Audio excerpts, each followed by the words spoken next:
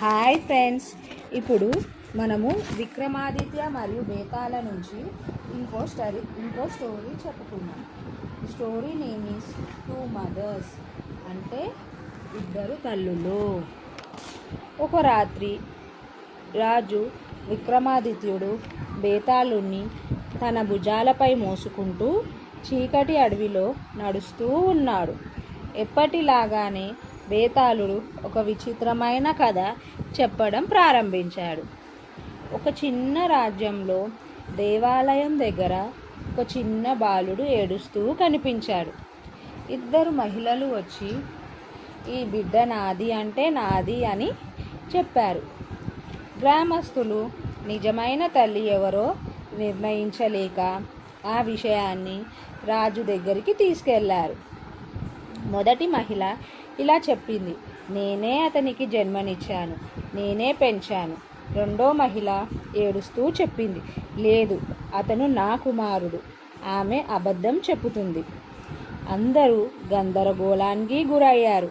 తెలివైన రాజు కొద్దిసేపు ఆలోచించి ఇలా అన్నాడు, ఒక ఖడ్గం తీసుకురండి. ఈ బిడ్డను 2 భాగాలుగా కోసి ఇద్దరికి ఒక్కో భాగం ఇవ్వండి. అది విన్న మొదటి మహిళ మౌనంగా నిలిచింది.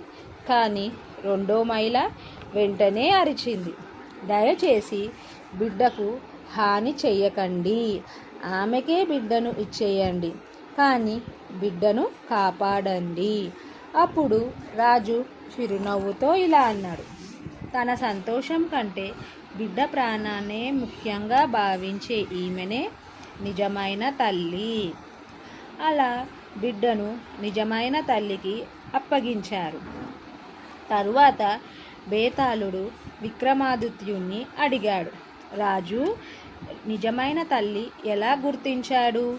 విక్రమాదిత్యుని సమాధానం ఇచ్చాడు, నిజమైన తల్లి ప్రేమ నిస్వార్థమైనది. తనకు బాధ వచ్చినా తన బిడ్డకు హాని కలగకూడదని కోరుకుంటుంది. వెంటనే బేతాళుడు పెద్దగా నవ్వి మళ్ళీ చెట్టుపైకి ఎగిరిపోయాడు.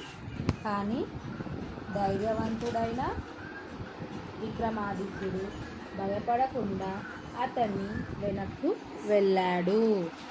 ఈ కథ నుంచి తెలుసుకున్న నీతి ఏమిటంటే, నిజమైన ప్రేమ నిస్వార్థమైనది.